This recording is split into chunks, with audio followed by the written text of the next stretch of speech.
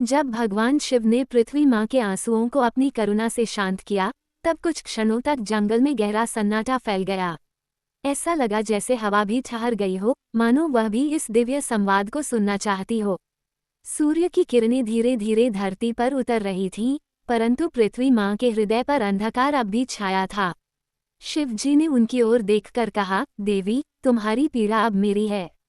मुझे बताओ, क्या क्या सहना पड़ा है तुम्हें? पृथ्वी माँ ने धीरे धीरे अपना सिर उठाया। उनकी आंखों में अब भी नमी थी, परंतु शिव के स्नेह ने उनमें थोड़ी सी शक्ति लौटा दी थी। उन्होंने कहा, महादेव, मनुष्य अब मुझे माँ नहीं समझते।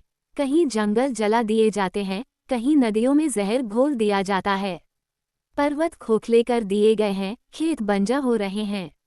मैं सहती जाती हूँ, पर अब मेरा संतुलन टूट रहा है। शिव जी शांत भाव से सुनते रहे, हर शब्द जैसे उनके हृदय में उतर रहा था।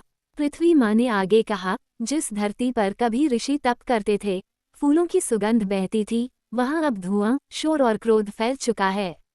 मनुष्य अपने सुख में इतने अंधे हो गए हैं कि उन्हें आगामी विनाश दिखाई ही नहीं देता।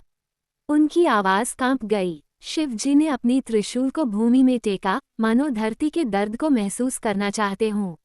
एक क्षण के लिए वहां हल्का सा कंपन हुआ, जैसे धरती खुद शिव के स्पर्श से थोड़ी सहज हो गई हो।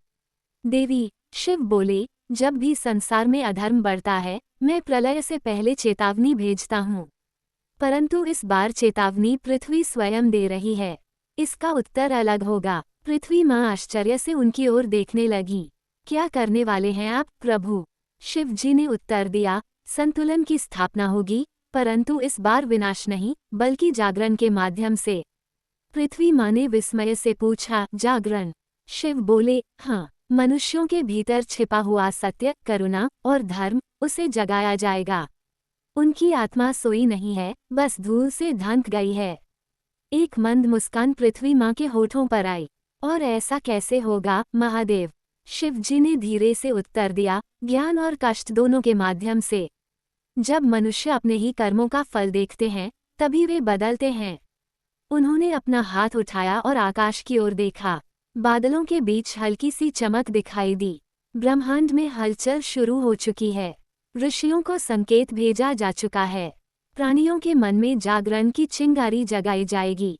प्रकृति का दर्द महसूस करवाया जाएगा। ये समय धर्म की स्मृति जगाने का है। पृथ्वी माँ ने राहत का सांस लिया, लेकिन उनकी आंखों में एक और चिंता थी। प्रभु, पर क्या मनुष्य सुन पाएंगे? क्या वे बदल पाएंगे? शिव ने उत्तर दिया, जो सुनना चाहते हैं उनके लिए एक संकेत पर्याप्त है। जो नहीं सुनना चाहते उनके भाग्य को कष्ट ही मार्ग दिखाएगा। कुछ देर तक दोनों शांत बैठे रहे। हवा धीरे से बह रही थी, मानो वह भी इस निर्णय पर सहमति जता रही हो। फिर शिव जी ने कहा, देवी, तुम अकेली नहीं हो। मैं हूँ, और जब तक मेरा अस्तित्व है, इस धरती की रक्षा होती रहेगी। पृथ्वी माँ ने सिर झुकाकर प्रणाम किया।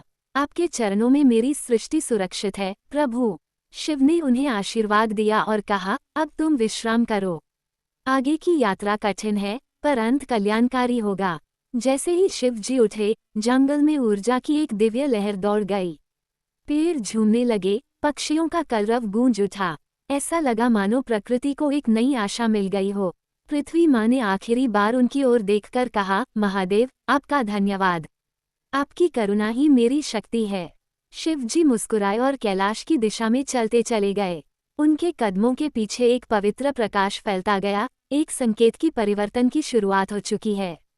धरती माँ अब शांत थी, लेकिन आने वाले समय में जागरण की वह लहर पूरे संसार को हिला देगी, इसका उनको विश्वास था।